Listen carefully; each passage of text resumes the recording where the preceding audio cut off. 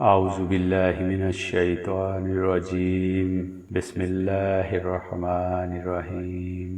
ہم کو ابو الیمان حکم بن نافع نے حدیث بیان کی، انہیں اس حدیث کی شعیب نے خبر دی، انہوں نے زہری سے یہ حدیث سنی، انہیں عبید اللہ ابن عبداللہ ابن عتبہ بن مسعود نے خبر دی کہ عبداللہ بن عباس سے ابو سفیان بن حرب نے یہ واقعہ بیان کیا کہ ہرقل شاہ روم نے ان کے پاس قریش کے قافلے میں ایک آدمی بلانے کو بھیجا، اور اس وقت یہ لوگ تجارت کے لیے ملک شام گئے ہوئے تھے، اور یہ وہ زمانہ تھا جب رسول اللہ صلی اللہ علیہ وسلم نے قریش اور ابو سفیان سے ایک وقتی عہد کیا ہوا تھا۔ جب ابو سفیان اور دوسرے لوگ ہرقل کے پاس ایلیا پہنچے، جہاں ہرقل نے دربار طلب کیا تھا، اس کے گرد روم کے بڑے بڑے لوگ، علماء، وزراء، عمراء بیٹھے ہوئے تھے۔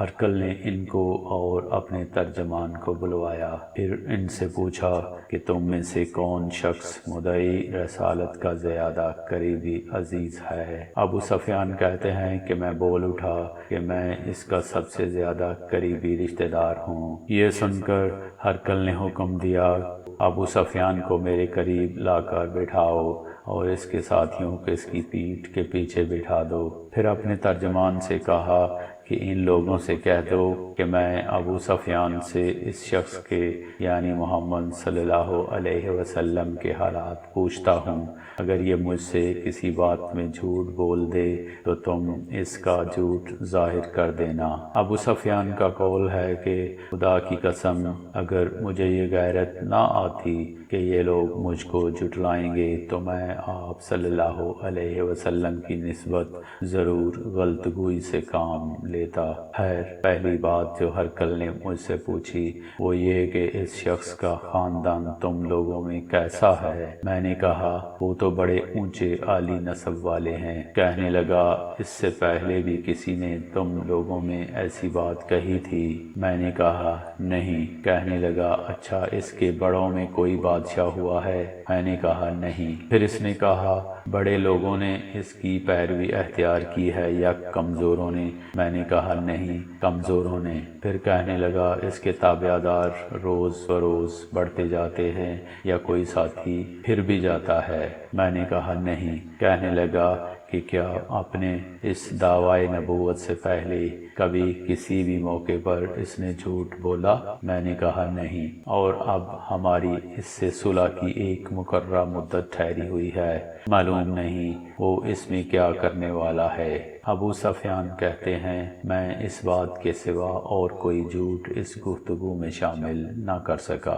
ہرقل نے کہا کیا تمہاری اس سے کبھی لڑائی بھی ہوتی ہے؟ ہم نے کہا کہ ہاں۔ بولا پھر تمہاری اور اس کی جنگ کا کیا حال ہوتا ہے؟ میں نے کہا لڑائی ڈول کی طرح ہے، کبھی وہ ہم سے میدان جنگ جیت لیتے ہیں اور کبھی ہم ان سے جیت لیتے ہیں۔ ہرقل نے پوچھا وہ تمہیں کس بات کا حکم دیتا ہے؟ میں نے کہا وہ کہتا ہے کہ صرف ایک اللہ ہی کی عبادت کرو، اس کا کسی کو شریک نہ بناؤ، اور اپنے باپ دادا کی شرک کی باتیں چھوڑ دو، اور ہمیں نماز پڑھنے، سچ بولنے، پرہیزگاری اور صلہ رحمی کا حکم دیتا ہے۔ یہ سب سن کر پھر ہرقل نے اپنے ترجمان سے کہا کہ ابو سفیان سے کہہ دے کہ میں نے تم سے اس کا نسب پوچھا تو تم نے کہا کہ وہ ہم میں عالی نسب ہے، اور پیغمبر اپنے قوم میں عالی نسب بھی بھیجے جایا کرتے ہیں۔ میں نے تم سے پوچھا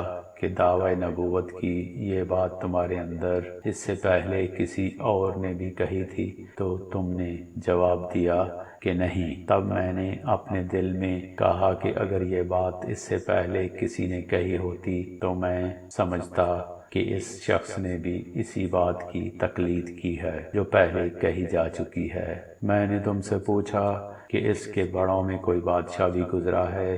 تم نے کہا کہ نہیں۔ تو میں نے دل میں کہا کہ ان کے بزرگوں میں سے کوئی بادشاہ ہوا ہوگا تو کہہ دوں گا کہ وہ شخص اس بہانے اپنے آباء و اجداد کی بادشاہت اور ان کا ملک دوبارہ حاصل کرنا چاہتا ہے۔ اور میں نے تم سے پوچھا کہ اس بات کے کہنے یعنی پیغمبری دعویٰ کرنے سے پہلے تم نے کبھی اس کو دروغگوئی کا الزام لگایا ہے؟ تم نے کہا کہ نہیں۔ تو میں نے سمجھ لیا کہ جو شخص آدمیوں کے ساتھ دروغگوئی سے بچے وہ اللہ کے بارے میں کیسے جھوٹی بات کہہ سکتا ہے۔ اور میں نے تم سے پوچھا کہ بڑے لوگ اس کے پیروکار ہوتے ہیں یا کمزور آدمی؟ تم نے کہا کمزوروں نے اس کی اتباع کی ہے۔ تو دراصل یہی لوگ پیغمبروں کے متبعین ہوتے ہیں۔ اور میں نے تم سے پوچھا کہ اس کے ساتھی بڑھ رہے ہیں یا کم ہو رہے ہیں؟ تم نے کہا کہ وہ بڑھ رہے ہیں۔ اور ایمان کی کیفیت یہی ہوتی ہے حتیٰ کہ وہ کامل ہو جاتا ہے۔ اور میں نے تم سے پوچھا کہ آیا کوئی شخص اس کے دین سے ناخوش ہو کر مرتد بھی ہو جاتا ہے؟ تم نے کہا نہیں۔ تو ایمان کی خاصیت بھی یہی ہے، جن کے دلوں میں اس کی مسرت رچ بس جائے وہ اس سے لوٹا نہیں کرتے۔ اور میں نے تم سے پوچھا کہ آیا وہ کبھی عہد شکنی کرتے ہیں؟ تم نے کہا کہ نہیں۔ پیغمبروں کا یہی حال ہوتا ہے، وہ عہد کی خلاف ورزی نہیں کرتے۔ اور میں نے تم سے کہا کہ وہ تم سے کس چیز کے لیے کہتے ہیں؟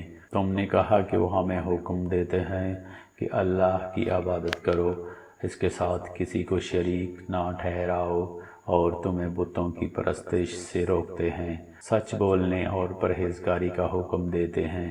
لہٰذا اگر یہ باتیں جو تم کہہ رہے ہو سچ ہیں تو عنقریب وہ اس جگہ کا مالک ہو جائے گا کہ جہاں میرے یہ دونوں پاؤں ہیں۔ مجھے معلوم تھا کہ وہ پیغمبر آنے والا ہے، مگر مجھے یہ معلوم نہیں تھا کہ وہ تمہارے اندر ہوگا۔ اگر میں جانتا کہ اس تک پہنچ سکوں گا تو اس سے ملنے کے لیے ہر تکلیف گوارا کرتا۔ اگر میں اس کے پاس ہوتا تو اس کے پاؤں دھوتا۔ ہرقل نے رسول اللہ صلی اللہ علیہ وسلم کا وہ خط منگایا جو آپ نے دہی کلبی رضی اللہ عنہ کے ذریعے حاکم بصرہ کے پاس بھیجا تھا، اور اس نے وہ ہرقل کے پاس بھیج دیا تھا۔ پھر اس کو پڑھا تو اس میں لکھا تھا، اللہ کے نام کے ساتھ جو نہایت مہربان اور رحم والا ہے۔ اللہ کے بندے اور اس کے پیغمبر محمد صلی اللہ علیہ وسلم کی طرف سے یہ خط ہے شاہ روم کے لیے۔ اس شخص پر سلام ہو جا ہدایت کی پیروی کرے۔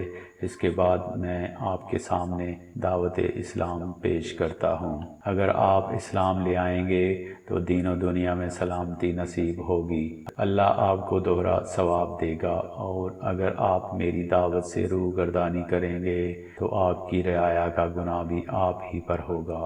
اور اے اہل کتاب، ایک ایسی بات پر آ جاؤ جو ہمارے اور تمہارے درمیان یکساں ہے، وہ یہ کہ ہم اللہ کے سوا کسی کی عبادت نہ کریں اور کسی کو اس کا شریک نہ ٹھہرائیں، اور نہ ہم میں سے کوئی کسی کو خدا کے سوا اپنا رب بنائے۔ پھر اگر وہ اہل کتاب اس بات سے منہ پھیر لیں تو مسلمانوں، تم ان سے کہہ دو کہ تم مانو یا نہ مانو، ہم تو ایک خدا کے اطاعت گزار ہیں۔ ابو سفیان کہتے ہیں جب ہرقل نے جو کچھ کہنا تھا کہہ دیا اور خط پڑھ کر فارغ ہوا تو اس کے ارد گرد بہت شور و غوغا ہوا، بہت سی آوازیں اٹھیں اور ہمیں باہر نکال دیا گیا۔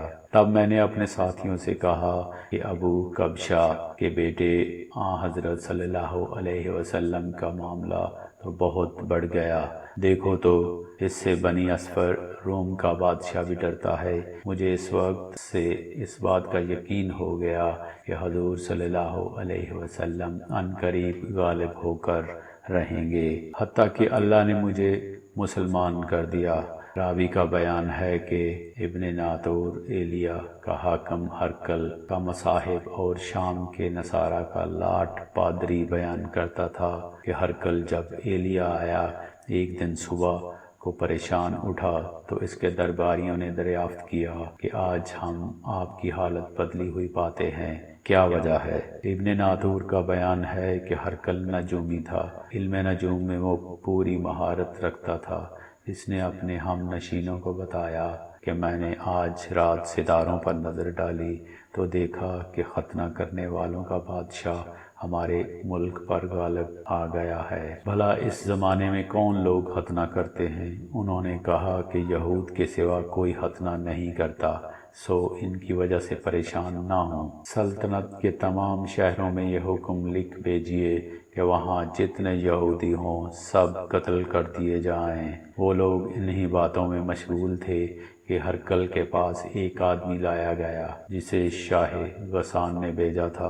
اس نے رسول اللہ صلی اللہ علیہ وسلم کے حالات بیان کیے۔ جب ہرقل نے سارے حالات سن لیے تو کہا کہ جا کر دیکھو وہ ختنہ کیے ہوئے ہے یا نہیں۔ انہوں نے اسے دیکھا تو بتلایا کہ وہ ختنہ کیا ہوا ہے۔ ہرقل نے جب اس شخص سے عرب کے بارے میں پوچھا تو اس نے بتلایا کہ وہ ختنہ کرتے ہیں۔ تب ہرقل نے کہا کہ یہ ہی محمد صلی اللہ علیہ وسلم اس امت کے بادشاہ ہیں جو پیدا ہو چکے ہیں۔ پھر اس نے اپنے ایک دوست کو رومیہ خط لکھا اور وہ بھی علم نجوم میں ہرقل کی طرح ماہر تھا۔ پھر وہاں سے ہرقل خمس چلا گیا۔ ابھی خمس سے نکلا نہیں تھا کہ اس کے دوست کا خط اس کے جواب میں آ گیا۔ اس کی رائے بھی حضور صلی اللہ علیہ وسلم کے ظہور کے بارے میں ہرقل کے موافق تھی کہ محمد صلی اللہ علیہ وسلم واقعی پیغمبر ہیں۔ اس کے بعد ہرقل نے روم کے بڑے آدمیوں کو اپنے حمص کے محل میں طلب کیا اور اس کے حکم سے محل کے دروازے بند کر لیے گئے۔ پھر وہ اپنے خاص محل سے باہر آیا اور کہا، اے روم والو، کیا ہدایت اور کامیابی میں کچھ حصہ تمہارے لیے بھی ہے؟ اگر تم اپنی سلطنت کی بقا چاہتے ہو تو پھر اس نبی کی بیعت کر لو اور مسلمان ہو جاؤ۔ یہ سننا تھا کہ پھر وہ لوگ وحشی گدھوں کی طرح دروازوں کی طرف دوڑے مگر انہیں بند پایا۔ آخر جب ہرقل نے اس بات سے ان کی یہ نفرت دیکھی اور ان کے ایمان لانے سے مایوس ہو گیا تو کہنے لگا کہ ان لوگوں کو میرے پاس لاؤ۔ جب وہ دوبارہ آئے تو اس نے کہا کہ میں نے جو بات کہی تھی اس سے تمہاری دینی پختگی کی آزمائش مقصود تھی، سو وہ میں نے دیکھ لی۔ تب یہ بات سن کر وہ سب کے سب اس کے سامنے سجدے میں گر پڑے اور اس سے خوش ہو گئے۔ بالآخر ہرقل کی آخری حالت یہی رہی۔